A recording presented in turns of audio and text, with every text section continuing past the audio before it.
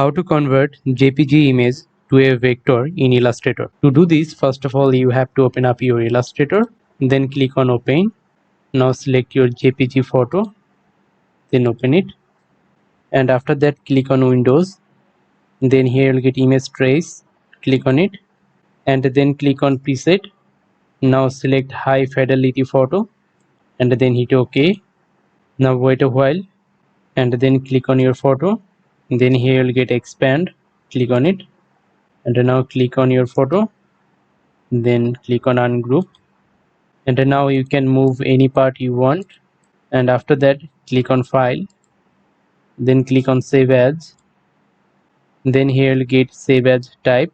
Click on here, then select Adobe Illustrator, then click on Save, and then click on OK. And that's how you can convert a JPG image to a vector in Illustrator.